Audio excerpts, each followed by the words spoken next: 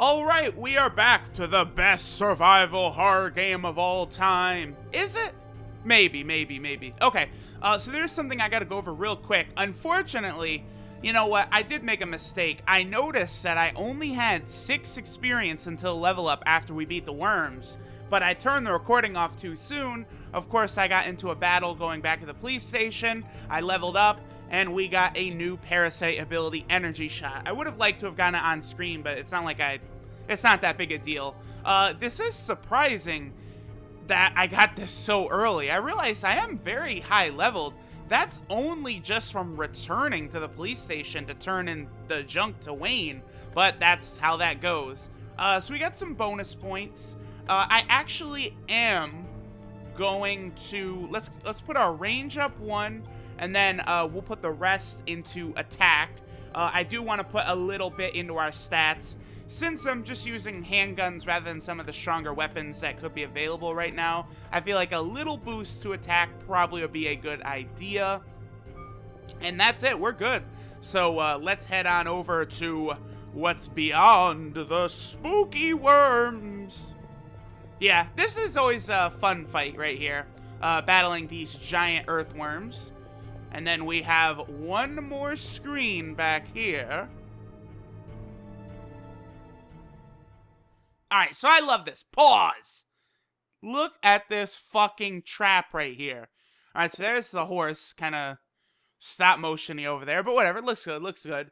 So, why the fuck would Aya ever think it's a good idea to, I don't know, get in this fucking wagon? This is insanity. Your genes are super strong. Let's go for a ride. No! Aya? You dummy! But there she goes, hopping on into the carriage. You know what you should have did, Aya, right there, is you should have just blasted Eve. And Eve sets the fucking horse on fire. So what's the horse gonna do? He's gonna run like crazy. Oh, yeah. Hey there, Eve. Alright, so now we're on to fight numero 3 with Eve. Why be on the human side? I don't know, fucker. Maybe because I am a human? Duh. That is like, that's pretty sound logic by old Detective Brea there. And not me! Cause you're a bitch. You set people on fire. That's true garbage. Yeah, so Aya, a little confused there. It's like, oh yeah, by the way, those magic powers you've been... Oh, fuck, you're starting out with this, huh? Oh, no, okay. So I figured, why not use Energy Shot, right? Yeah, I mean, we've got... How many medicines do I have? I've got 3. All right, we're good. Yeah, let's go ahead and use Energy Shot. So what this does is it will take all remaining Parasite energy you have and put it into one big, powerful attack right here. We'll just do it right here. This isn't something I'm going to be using very often because it does this. It leaves you defenseless and without Parasite energy.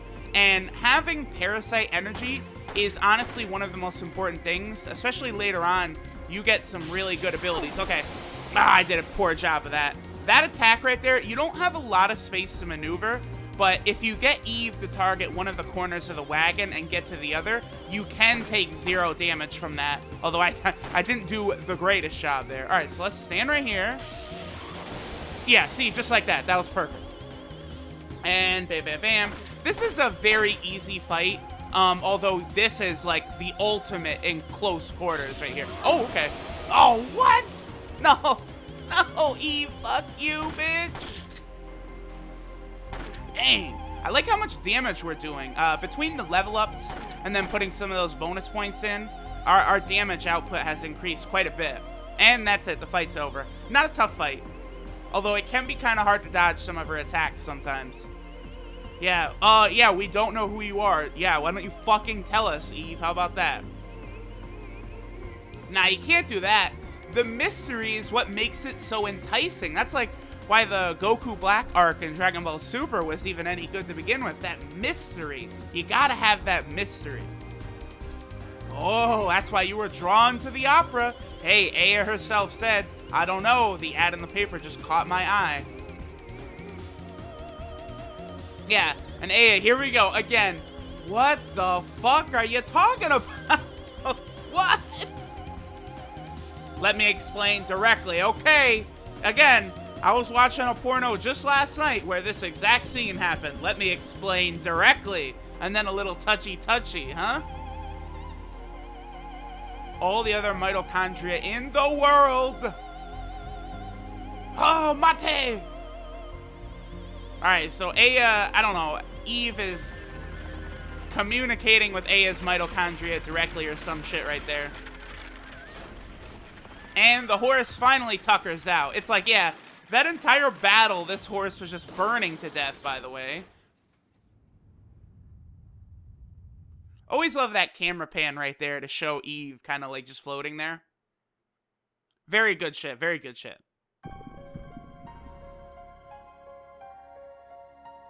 Okay, so we're gonna get these flashback scenes again.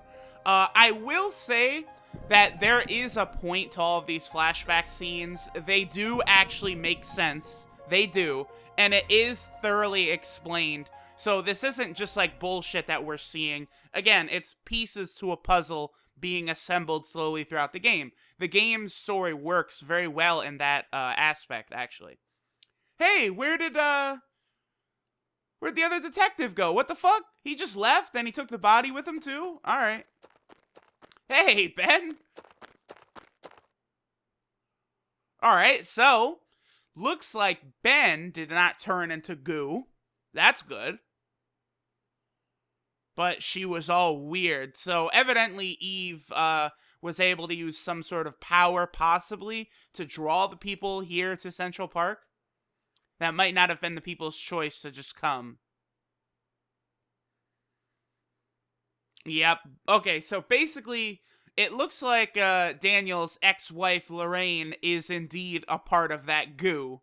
But Ben was able to survive, so that's good. Because Daniel wasn't like, you know, gotta save Lorraine. It's like, my son, Baker, shut the fuck up. I gotta save my son. She freaked out. Alright, well, this is good that Ben survived. Obviously, that's awesome. There you go, Daniel. Rescind your status as deadbeat dad. Started to feel sick. I wanted to go home. Yeah, well, it doesn't surprise me he started to get sick the closer he got to Eve. That makes sense. Everyone else went too. Okay. Good job, Ben. I gotta give Ben some credit for this. He saved himself by doing this.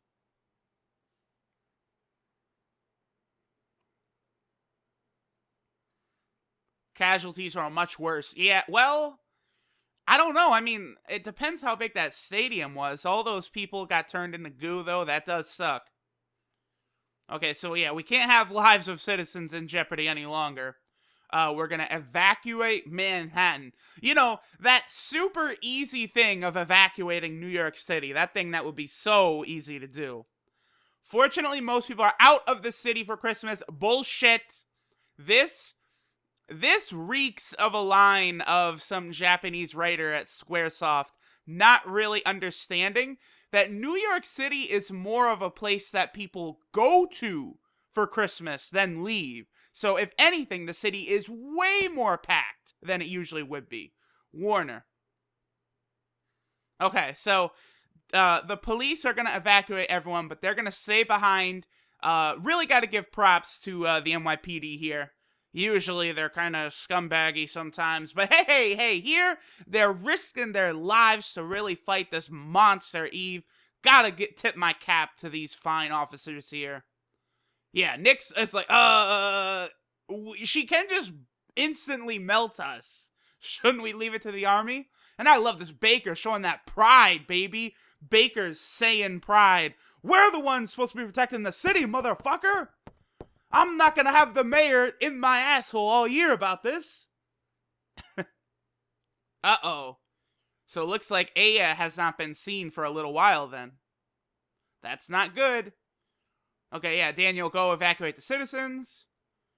Yeah, it's like, if we, don't have Aya, who's immune to Eve's power to turn people on fire, then we're fucked. We need Aya. So he's gonna go look for Aya instead. So should we stop him, sir? And he says, well, his wife just got turned into goo, so maybe we can just lay off him for a little bit. Besides, finding Aya is actually, like, essential. Again, Aya is basically the only one who could go toe-to-toe with Eve. We don't know why yet, but, you know, that is the truth. She's the only one. Hey, Ben! Alright, so this is good. Looks like Ben is going to be in the safety of the police station here. Daniel's gonna go find Aya. Cool, cool, cool. Only thing that can fight the thing that hurt your mommy. Yeah, that's true. We need Detective Brea. So Kathy's gonna look after Ben. Okay, cool. Ben is in the safety of these fine officers of the law. See, that's why Parasite Eve is great, because they show us all these super duper awesome police. There are good police and there are bad police. And we get to see all of the really fucking awesome, ball-busting, gun-toting, OG pimp-ass cops who take down Eve and save kids and dogs and shit. So I do like that. I appreciate that. Alright, so Kathy's gonna have Ben introduced to the best police dog in town. Good thing the primary enemies in this game aren't animals or anything. Sure, let me open the fence. Nothing could go wrong here. Shiva. Of course, you know, typical Final Fantasy name. Shiva's a good name. I like Shiva. Of course, this Shiva, not quite as sexy as the normal Shiva that we know and love from the many Final Fantasy games. Oh, that tickles. Ha ha ha ha ha. Then it turns into a fucking demon dog from hell and kills Ben. No, no, no. Alright, so here's the evacuation. And that is the most ridiculous stop of all time. That taxi driver is the GOAT driver that he was able to not turn that cop into goo right there. But very, very quickly, the city is evacuated. And so now it is a ghost town. All that's here in the city is Eve, all of the monsters she's created, and the police. That's basically all we've got in Manhattan right now. So that's why I like those scenes where we're driving in the police car and, you know, Daniel's driving 175 miles an hour makes a lot more sense, like, you know, past day 2 when the city's evacuated. All right, so here we have some guy trying to get into the city. You won't even find a cat on the street. Well, it was a cat. Now it's a fucking monster with like 20 tails that shoots energy blasts out of its butt. Alright, so this is a Japanese man. Already contacted the police about this matter. Yes, so just to inform you guys who this is the guy that called Baker directly after the scene where Aya was at the press conference and she spilled it to the press. And then Baker received a phone call from a Japanese scientist. This is who that was. And then after that, we went to go talk to Clamp. Oh yeah, not very good English. Hey,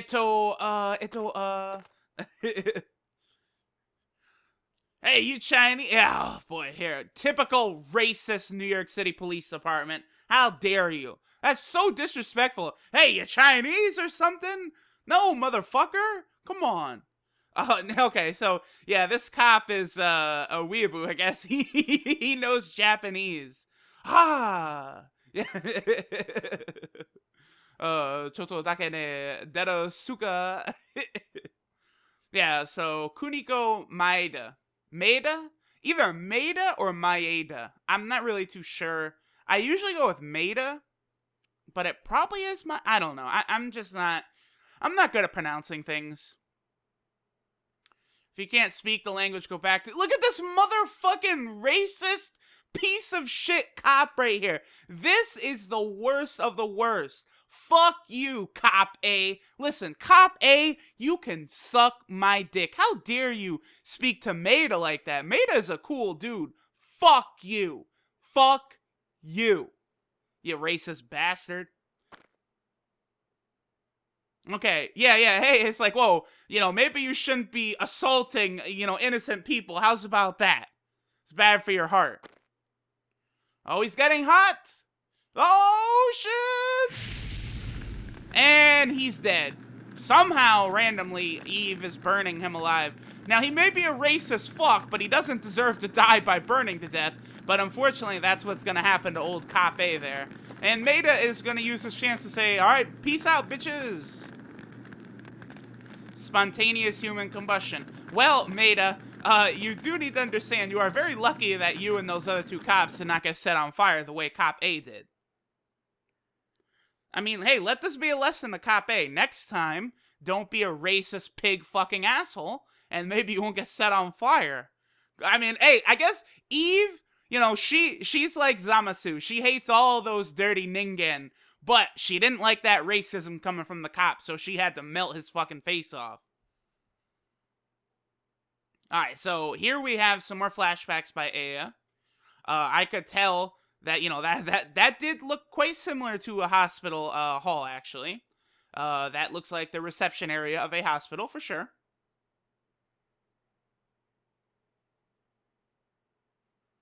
Oh, yes. Very, very, very, very similar to Final Fantasy VII. There's a Christmas tree right there. Hospital? Yeah, that's what it looks like. So we'll see if that hospital will come into play at all. The flashbacks. Okay, so don't ask questions, but somehow Maeda here managed to find Aya. So these two are now linking up. Sup, girl? Alright, so Aya is now awake. I guess we could assume that she must have been out for several hours after her battle with Eve. A scientist from Japan. He found you. Nani? And Daniel's here. Okay, so good shit. So Daniel and Maida were able to quickly find Aya. So no code red, no, you know, sound the alarms. We're okay. Humanity's best defense against Eve is safe and sound. Ghost Town, yeah, the whole town was evacuated. Okay. Pretty quick. Yeah, actually, thinking about that, that would be really, really fucking weird. That's like Will Smith in I Am Legend. Like, walking around a city like New York City and being like the only person there, that would be pretty fucking weird. Well, Aya, you saw what happened to the people in Central Park. You were there.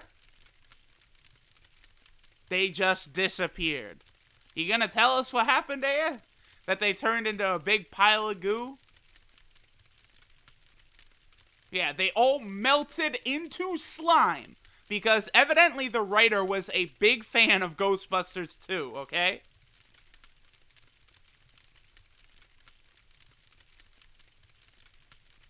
Nothing like that happened in Japan. Okay, so now what's gonna happen? Let me explain this so none of you guys get confused. Originally, Parasite Eve was a novel that was adapted into a movie, and I'm not sure exactly why or how, but this game is a sequel to the novel/movie, and that's why we've got Maida here, because that novel takes place in Japan, and Maida is now going to explain to us what happened in the novel/movie. Similar incident occurred, yep. Wasn't as grandiose in scale as this one. Yeah, this is true. The Parasite Eve movie is pretty tame.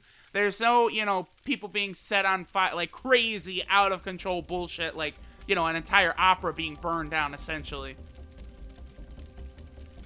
I did watch it long ago. I guess I probably should have checked it out again before I started the LP. Maybe I'll watch it after this recording session. I remember it was really slow. Like, it's a really slow movie, and then has, like, a redonkulous ending. Okay, so a scientist's wife is involved in a car accident. And the scientist decided to culture her liver cells in order to keep her alive. Alright. And he named those cells Eve! Oh! Oh, Nani!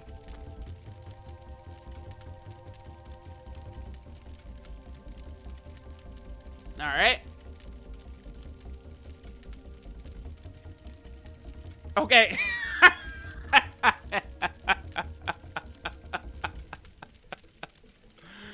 Alright, so, yes, this does happen in the movie. The scientist does get seduced. Now, this is funny because this just comes out of nowhere. Like, he's telling a story, you know, he's like, yeah, so, you know, the Yankees beat the Red Sox last night, and then after acquiring his sperm, it's like, whoa, whoa, Maida, what? Eve tried to give birth to an ultimate being. Okay, so, like, this line, like, we're talking, the ridiculous scale goes from 0 to 100 real fucking quick. So not only is Eve trying to obtain sperm, she's trying to give birth to an ultimate being, Shadow the Hedgehog. Or could it be Perfect Celu? Couldn't maintain her body for very long. Okay. Wife had registered. Okay, so basically what we can gather from that line is that Eve probably won't be able to sustain her physical body, you know, in Melissa Pierce's body for very long then. That's probably a safe assumption to make. Wife had registered to have her organs donated. Okay. Her kidneys were transplanted into a young girl. I see. And Eve implanted a fertilized egg into the young girl. Yeah, yeah, that, again, that does take place in the movie. And this girl, I think it's part of the Japanese's fascination with, like, 13-year-old girls and shit. But, like, I'm pretty sure she was around that age, like 13, 14 or something like that. And yeah, she gives birth to the ultimate being. Went to his lab so that he could continue research. So this, you know, that basically, we got the synopsis, the quick synopsis of the novel right there. And then this is where, you know, Maeda is not a character in the novel. He, you know, he goes and does more research, figuring out what the fuck is going on. Okay, so Maeda flew over here. He got here rather quickly, considering it has to be a 15-hour plane, you know, flight at least from Japan to New York City, right? Again, maybe that's something I should check out. You know what? This is the power of fucking smartphones. I will check that shit right now while the dialogue is going on. Yeah, I wish I could explain more, but we'll talk about the rest of the, whatchamacallits, the rest of the plot of the novel and movie later on.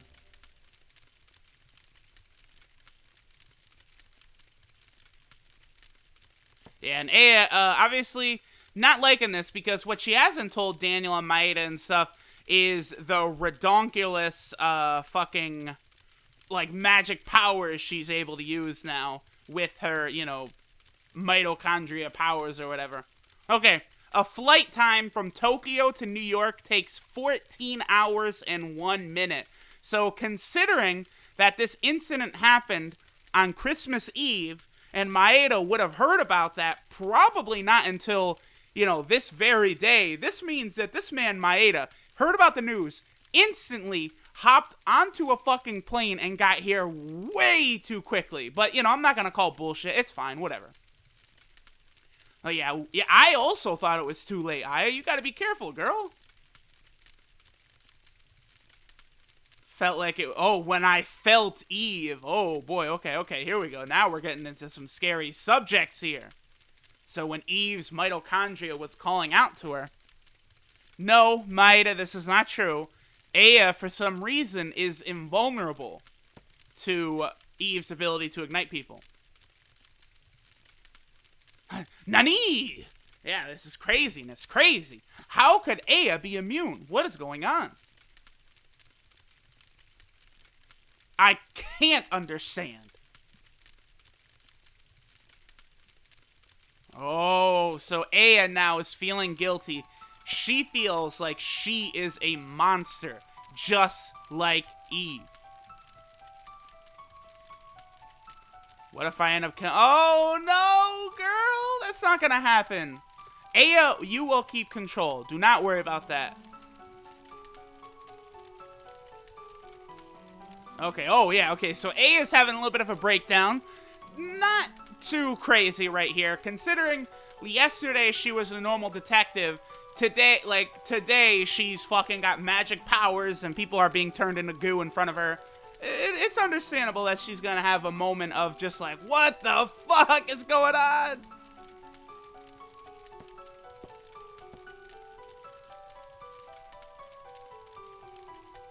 Yeah, please, give me some space, boy. After all, I'm the one who's gonna have to take Eve down. I have to mentally prepare for this.